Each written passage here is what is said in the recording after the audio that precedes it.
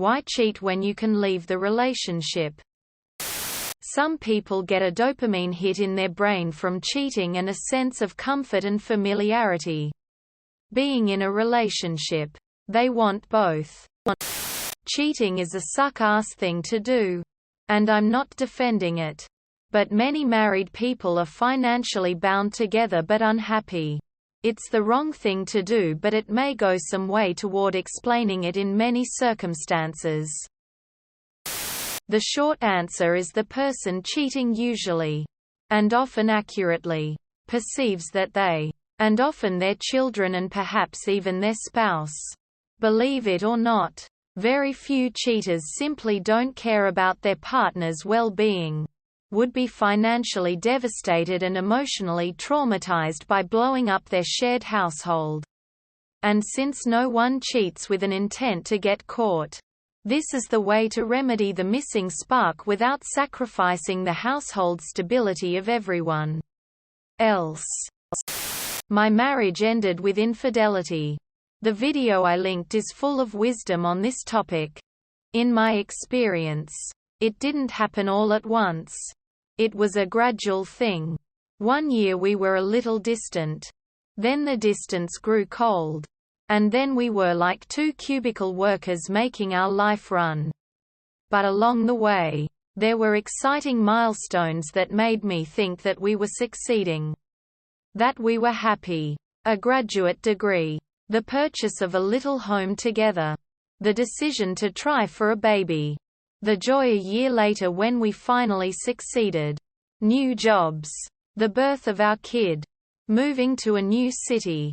And there was heartbreak. The death of his father. My battle with postpartum depression. Job loss. Illness in the family. My parents divorcing after 40 years of marriage. It was easy to point to those things as the reason we felt so far apart. We weren't ready to admit that there was something broken between us. 2. So, I assume, when his coworker was a sparkly new friend, and they found themselves working late at the office more and more frequently. Over time, I'm sure their pull toward one another just grew. But, here's the thing, my first marriage was over before he cheated. The question, as Esther Perel puts it, was whether I would spend my second marriage with the same person. His new partner made it an easy answer for both of us. I don't blame the cheating for my divorce. Though, it was just a symptom of something already wrong.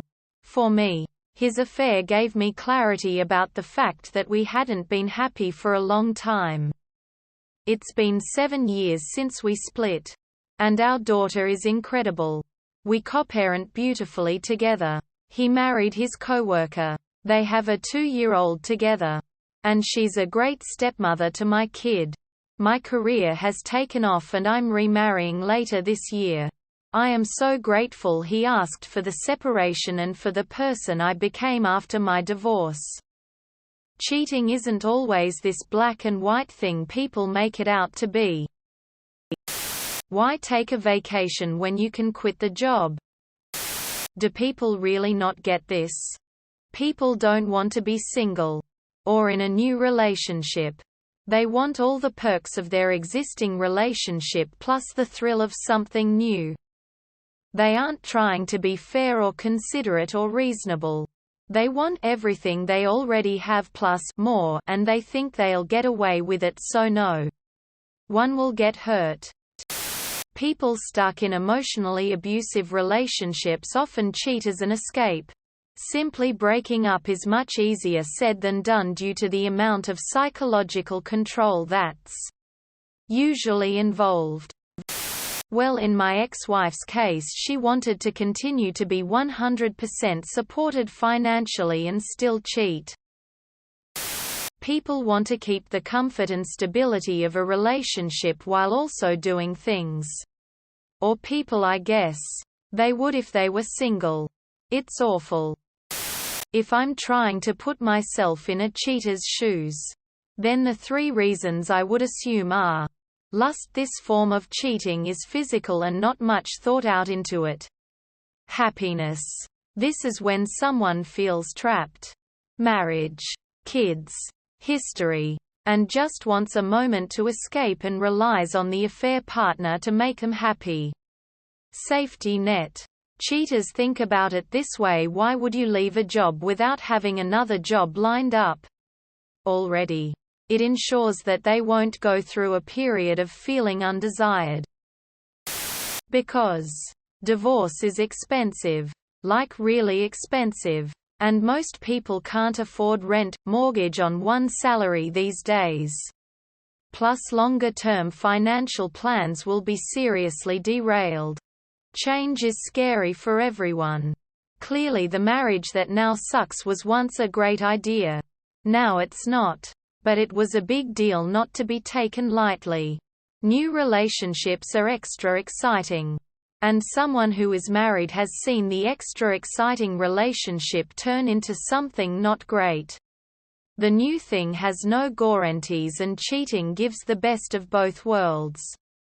Maybe there are kids involved. Staying together for the kids is an awful idea.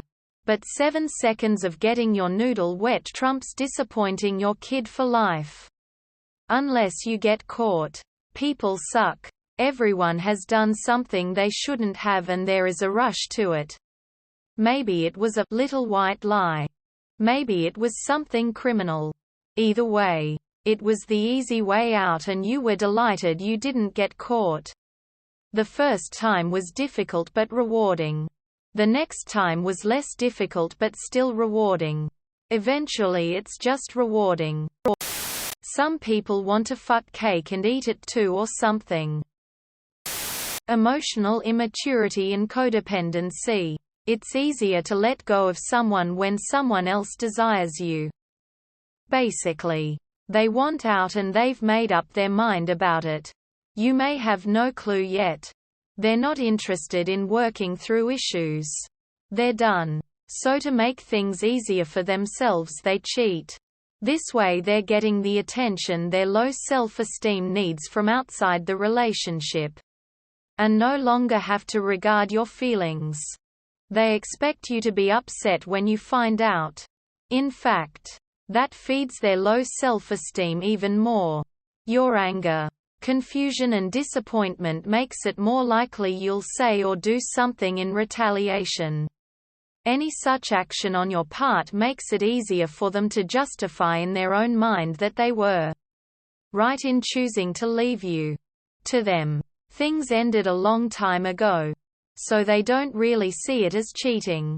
They use cognitive dissonance to cope with how they feel about themselves. Pointing this out to them doesn't help them and especially doesn't help you. In fact, the bigger of a deal you make it, the more you'll be gaslit. Don't expect fairness or accountability from this person. If it goes public, you're likely fucked. As people who are capable of convincing themselves they're in the right in this kind of situation, have no problem making things up in order to preserve their public image. The best thing to do once you become aware of it is nothing. Anything you do in terms of confrontation will only make things worse. Instead, quietly get your affairs in order until you're in the financial position to cut and run. The person you thought you knew is gone. Think of them like an alien who took over your former partner's body. Lament in private. Cover your ass where you're exposed. Leave on your timeline. Never look back or engage. They are now dead to you. Ultimately, people will respect you more for your maturity and you'll give the ex no grounds to come after you. In fact, they may even implode. But that doesn't matter. How they feel doesn't matter anymore. Winning is getting away cleanly. I came close to cheating once. And it was because I didn't admit to myself just how unhappy I was in the relationship. I kept telling myself I can make it work. Then I was put in an environment that had several ladies that were happy to talk to me and be around me. That dopamine hit was massive and I can 100% see how it can just happen. Luckily I allowed myself to be honest about my feelings and broke up with my ex before I did anything. Do everybody a favor, always be honest with yourself. Because you can't cheat when you're not in a relationship, duh. Cheating is, famously, a thing people only do after thinking really hard about it and weighing their options. From my understanding, it's better to have the safety net of the familiar and go do whatever than to end things and risk things not working out. Easier to use someone as a safe space and explore rather than taking the risk alone. When there are kids and a mortgage involved, that's easier said than done. Not condoning it, but conventional and flawed. Wisdom often values stability and security over honesty.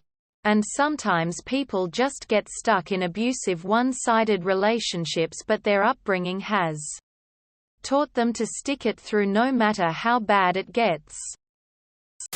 I had an asshole of a housemate tell me once it's because it made the breakups easier for him. He'd cheat and make sure his partner found out. That way they could get all mad at him and never want to speak to him again. And he could just go about his life like nothing happened. Man, that guy is a cunt. There's also a certain thrill of sneaking around. Some people get off on the gotta hide whatever feeling they get from cheating. Also, if they leave the relationship, then they lose whatever perk of that relationship. It's hard to survive in the world on a single income.